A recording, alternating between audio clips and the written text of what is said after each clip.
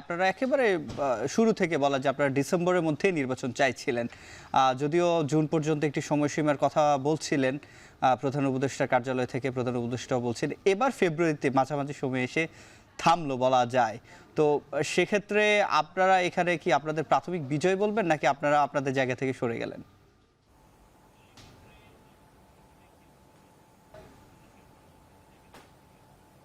না, এটা বিজয় বা সরে যাওয়ার ব্যাপার নয়। এটা একটা গণতান্ত্রিক রাষ্ট্র।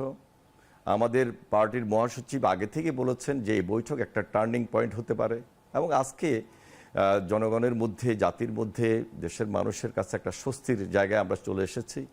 এখানে গোদরে বসে থাকবো যে ডিসেম্বরেই হতে হবে বা এপ্রিলে হতে হবে, এরকম কোনো কথা না বলাই উচিত আমরা মনে করছি। তবে একটা উপযুক্ত সময় ফেব্রুয়ারি, এবং সেটা রোজার আগে, সেটাকে সবাই বেছে নিয়েছেন। এবং উভয়ের মধ্যে যে বৈঠকটির মধ্যে আলোচনা হওয়ার পর এই সিদ্ধান্তটি হয়েছে, এটাকে আমরা স্বাগত জানাই। আজকে গণতন্ত্রের বিজয় হয়েছে, বাংলাদেশের মানুষের বিজয় হয়েছে। আমরা এই বিজয়টাকে ধরে রাখতে চাই আমাদের কর্মের মধ্য দিয়ে, এবং যেখানে একটা সুন্দর উৎসবমুখর নির্বাচন হবে, যে এই নির্বাচনের মধ্য দিয়ে বাংলাদেশটা একটা গণতান্ত্রিক সরকার প্রতিষ্ঠিত হবে, গণতন্ত্রের বীজ শক্তিশালী হবে এবং জনগণের সরকার প্রতিষ্ঠিত হবে ইনশাআল্লাহ। সকল রাজনৈতিক দল সেই প্রত্যাশার জায়গায় এক এবং ঐক্যবদ্ধ থাকবে। আপনারা জানেন যে আমরা 31 দফার মধ্যে উল্লেখ করেছি যে আমরা নির্বাচনের পরে, নির্বাচনের মধ্য দিয়ে যে সরকার আসবে, আমরা চেষ্টা করবো ইনশাল্লাহ সবাই মিলে একটা জাতীয় ঐক্যমতের সরকার গঠন করতে, এবং সবাইকে নিয়ে আমরা এগোতে চাই ইনশাল্লাহ।